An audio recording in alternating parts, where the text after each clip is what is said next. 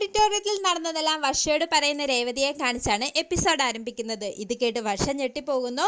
തുടർന്ന് ഞാൻ സ്വർണം മോഷ്ടിക്കില്ല എന്ന് നീ ഒരു വാക്ക് പറഞ്ഞിരുന്നുവെങ്കിൽ എനിക്ക് ഇത്രയും വിഷമം വരില്ലായിരുന്നുവെന്നും ഞാൻ സ്വർണം മോഷ്ടിച്ചു എന്ന് നീയും വിശ്വസിച്ചില്ല എന്ന് രേവതി ചോദിക്കുന്നത് കേട്ട് വർഷയ്ക്ക് വിഷമമാവുകയും എനിക്ക് രേവതി ചേച്ചിയുടെ വിശ്വാസമാണെന്നും പറയുന്നു.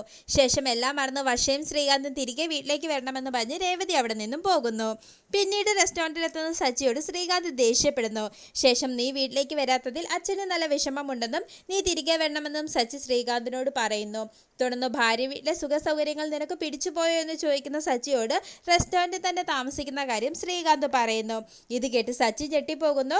തുടർന്ന് ശ്രീകാന്ത് താമസിക്കുന്ന മുറി കണ്ട് സച്ചിക്കാകെ വിഷമമാവുകയും നീയും പക്ഷേ തിരികെ വീട്ടിലേക്ക് വരണമെന്നും ഇങ്ങനെ വാശി പിടിക്കരുതെന്നും സച്ചി പറയുന്നു.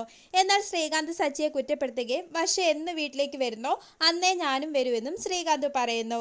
തുടർന്ന് സച്ചി നിർബന്ധിക്കുന്നതോടെ വർഷയുടെ മനസ്സ് മാറുന്ന ആ നിമിഷം ഞങ്ങൾ ഒന്നിച്ച് വീട്ടിലേക്ക് വരുമെന്നും അതുവരെ എല്ലാവരും കാത്തിരിക്കാനും പറഞ്ഞ് ശ്രീകാന്ത് പോകുന്നു.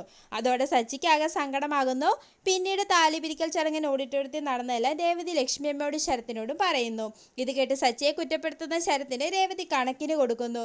തുടർന്ന് രേവതിയോട് ദേഷ്യപ്പെട്ട് ശരത്ത് അവിടെ നിന്നും പോകുന്നത് കാണിച്ച് എപ്പിസോഡ് അവസാനിക്കുന്നു.